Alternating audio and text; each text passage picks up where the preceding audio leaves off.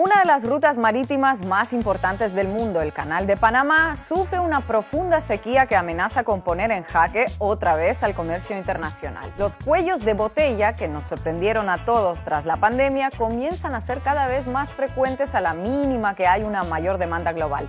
Y esto se traduce en un aumento de los precios del transporte que al final pagamos todos nosotros como consumidores. Vamos, que no es un problema de estos de la élite económica que solo afecta a navieras y grandes compañías.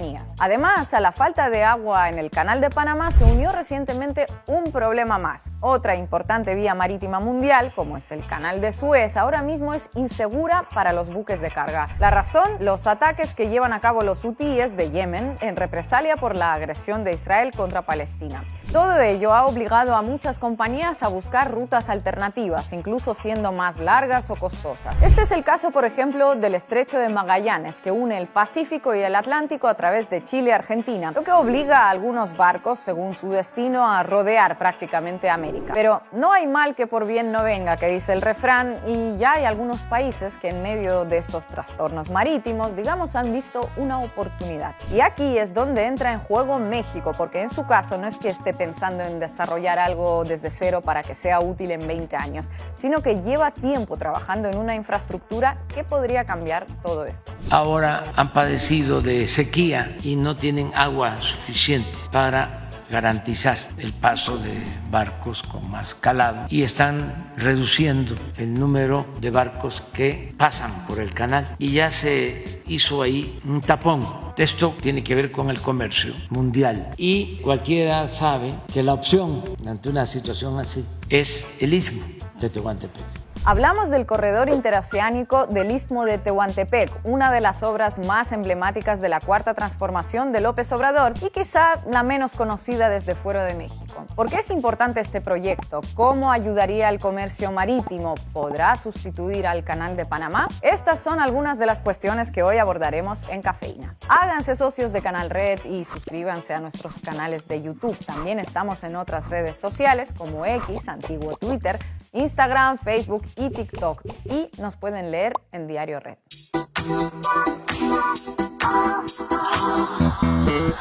La idea de un corredor interoceánico a través del Istmo de Tehuantepec no es para nada nueva. Ya en los tiempos de la conquista, Hernán Cortés imaginó esta vía terrestre para conectar los océanos Pacífico y Atlántico. La idea se concretó con el general Porfirio Díaz, que a principios del siglo pasado inauguró el ferrocarril. En aquella época se calcula que unos 60 trenes diarios hacían la ruta de costa a costa. Sin embargo, unos años más tarde, la apertura precisamente del Canal de Panamá hizo que el proyecto quedara en el olvido. Y así permaneció durante más de 100 años hasta que López Obrador asumió la presidencia. En unos días, el mandatario mexicano inaugurará la principal línea férrea del corredor interoceánico que une los puertos de Salina Cruz, en Oaxaca, y Coatzacoalcos, en Veracruz. Para ello, se han rehabilitado y reformado las antiguas vías de ferrocarril. Aunque este servicio permitirá el transporte de pasajeros entre esos dos estados, lo que realmente ha despertado el interés por esta infraestructura es su capacidad para mover mercancías. Las operaciones de carga ya comenzaron hace unos meses, pero será a lo largo de 2024 cuando, según el gobierno, todo se vaya consolidando. El funcionamiento es muy sencillo. Los buques de carga atracarán en el puerto de Salina Cruz o en el de Coatzacoalcos. Allí descargarán sus mercancías para transportarlas en tren hasta el otro lado, donde continuarán su viaje en barco. En total, 308 kilómetros de vía férrea que se harán en unas 6 horas. Eso sí, habría que sumar los tiempos de carga y descarga en ambos puertos. Por ponerlo en contexto, un buque tarda de media entre 8 y 10 horas en recorrer los poco más de 80 kilómetros del Canal de Panamá. Además, esa ruta de ferrocarril contará con una decena de polos industriales para que las compañías, tanto nacionales como extranjeras, se instalen en la zona. Entre los sectores que el gobierno mexicano va a licitar para usar esos parques están el de la eléctrica, electrónica, semiconductores, automotriz, metales o petroquímica. La idea es que puedan transformar las materias primas en productos finales para la distribución. La vía entre Oaxaca y Veracruz no es la única que tendrá el corredor interoceánico. 2 líneas férreas adicionales para el transporte de mercancías conectarán esa ruta principal con importantes infraestructuras como los puertos de Chiapas y Dos Bocas o el Tren Maya, otra de las obras insignia de López Obrador. En total hablamos de 1.200 kilómetros de vías a través de diferentes rutas en 4 estados mexicanos del sur y sureste, que son además de los más pobres del país. Suena muy bien, todo hay que decirlo, pero habrá que ver en qué se materializa finalmente el proyecto, sobre todo en las poblaciones cercanas, porque al final serán las beneficiadas o perjudicadas por este macroproyecto. Mientras muchos aplauden la llegada del corredor interoceánico por los puestos de trabajo y el desarrollo económico que puede generar, algunos temen el impacto social y ambiental que pueda dejar la obra. A los desalojos de viviendas y terrenos para la construcción, algo que por otro lado es habitual en este tipo de infraestructuras, se une el miedo a grupos del crimen organizado y el aprovechamiento que puedan hacer de todo esto. De momento, las cifras que manejan las autoridades mexicanas son bastante esperanzadoras. Prevén que el PIB nacional suba en promedio entre 3 y 5 puntos cuando la obra esté a pleno rendimiento. En las comunidades cercanas el impacto será todavía mayor. De hecho, la obra ya está dando sus frutos. En el primer semestre de este año, según el INEGI, el desarrollo del sur-sureste en lo económico es de, en promedio, 6%. Y en el norte, 3, 2.8 y 5.6, pero es exactamente el doble. Eso nunca se había visto.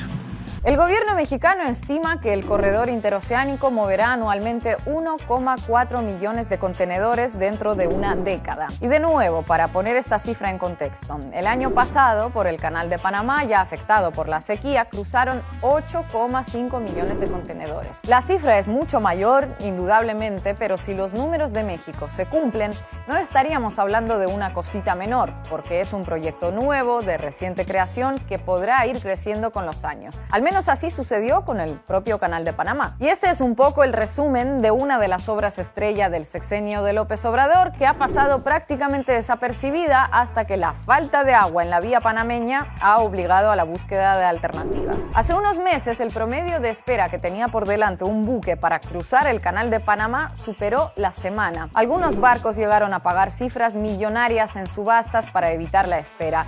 Y ya saben lo que eso significa, mercancías más caras a pagar en destino. La situación llevó al gobierno panameño a imponer restricciones inéditas al tráfico marítimo, limitando el uso del canal a 31 barcos al día. Quiero dejar claramente sentado que el Canal de Panamá jamás ha suspendido operaciones en esta crisis. Así que nosotros nos mantenemos como una vía operativa permanente dentro de ciertas limitaciones, pero seguimos operando el Canal de Panamá de forma regular. Las autoridades panameñas esperan que la construcción de un nuevo embalse devuelva al canal las aguas que necesita, pero esto no se hace de un día para otro ni tampoco garantiza que se solucione de fondo el problema. Las sequías extremas serán cada vez más recurrentes en el planeta. Eso sí, tampoco consideran que un proyecto como el mexicano represente ningún tipo de amenaza. Pasemos este Rubicón, tengamos algún mayor grado de certeza de la disponibilidad de agua y no hay forma de que el Canal de Panamá, desde el punto de vista de valor económico, puedan competir con él. Ningún proyecto que tenga que comenzar de cero, aunque sea un proyecto parcialmente iniciado. Es extraordinariamente complicado. Hay que tener en cuenta que por el Canal de Panamá pasa alrededor del 6% del comercio mundial y el 40% de los contenedores de Estados Unidos, lo que se traduce en más de 14,000 barcos haciendo esa ruta al año para trasladar mercancías a unos 170 países, es decir, prácticamente a todo el mundo. Con todo esto, la pregunta que surge ahora mismo es inevitable. ¿Sustituirá el corredor interoceánico al histórico Canal de Panamá? De momento, al menos en el corto y medio plazo, no. Todo apunta a que son dos infraestructuras que se complementarán y que además se necesitan mutuamente. Imagínense, un barco llega al Canal de Panamá y se encuentra con que tiene 10 días de espera por delante para transitar la vía. Tiene que decidir pagar una millonaria suma para saltarse la cola, escoger una ruta más larga o moverse un poquito al norte y tomar el corredor interoceánico.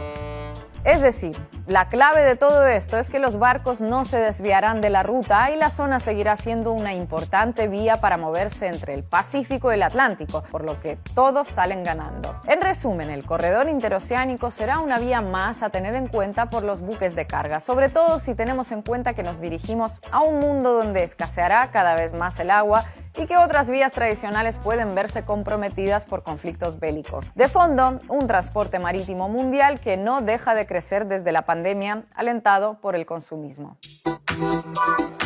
Regarding the Houthis,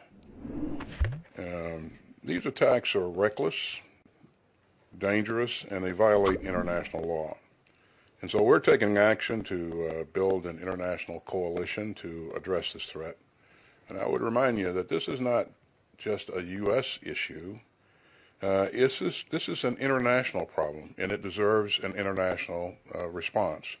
And we'll have more details on this soon, but we're going to make sure that we're doing everything that we can to ensure freedom of navigation in the area. The straits are pretty important, as you know. A large amount of commerce flows through there. International commerce flows through there on a daily basis. Thanks.